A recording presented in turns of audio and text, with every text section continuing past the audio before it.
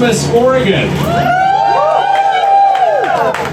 So Santa and his elves have been very busy on undisclosed locations in Oregon, counting signatures and petitions. We have in these beautiful gifts that we've wrapped over 193,000 signatures. And there's more coming. But we wanted to get them here today. It's well over double what the law requires for a referendum. I'm pretty sure by the time we're done, we'll have triple what the law requires. Yeah. We want to make it really easy for the Secretary of State. Hallelujah. You know what? And the power players said this could not be done. Right? We heard from everybody. You cannot pull this off with volunteers. So I took that as a challenge. Everybody here took that as a challenge, and we did it. You should be very proud. We made Oregon history. It's never before has all volunteer on done this in such a short period of time. And so we all should be very proud of it. And this is going to be a moment, this is going to change the tax conversation for years to come in Oregon. It is. Much bigger than this referendum. So we've sent a clear message to Salem, listen to the people.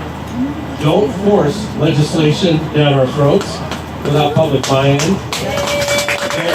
Insiders or special interests govern for the people of Oregon, and that's what this is all about. I want to thank all the volunteers. We had thousands of volunteers and the petition captains.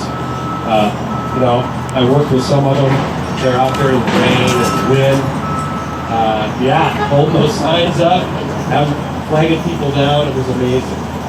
We had ODOT members, ODOT employees sign and help us gather petitions. We had SEIU members sign and help us gather petitions. This crosses party lines, job titles, zip codes, covers it. I especially want to thank Jody Flack right here.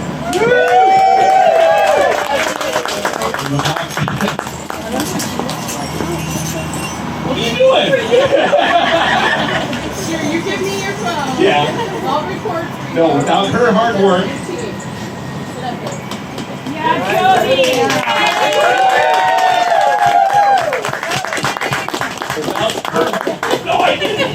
Without her hard work and dedication, none of this. Here's Jody.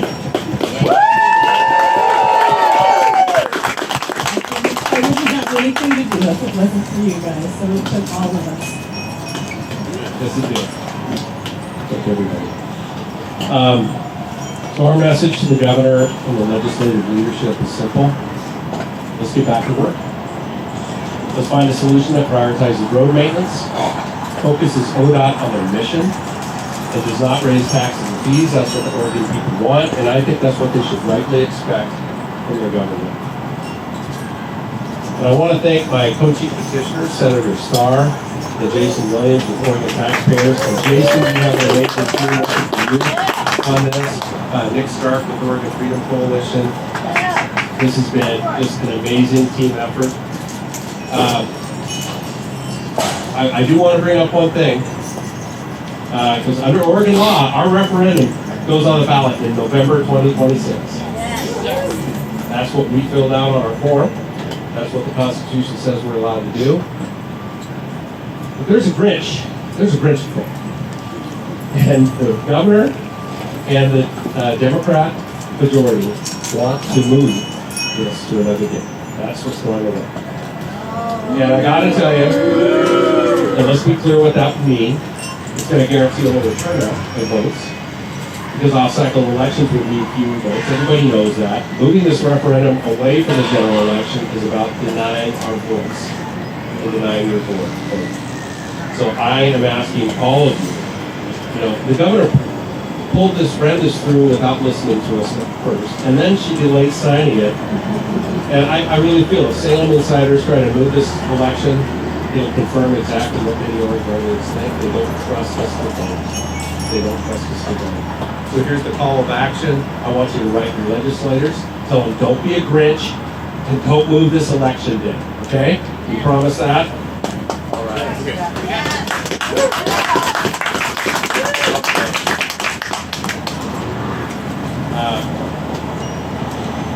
close with this. You know, we have a proud referendum tradition in this state. We were the first state in the country to implement a referendum in our constitution. We were the first state in the country to actually do a referendum. And why do we do that? Because Oregonians have always understood that the ultimate check and balance of government power is an engaged citizen. And that's what we are seeing today. I want Salem to take note. I want them to know that the grassroots movement is just getting started. This team has tasted victory, and they like it, and we're going to do it again, right? So thank you very much. Let's take this.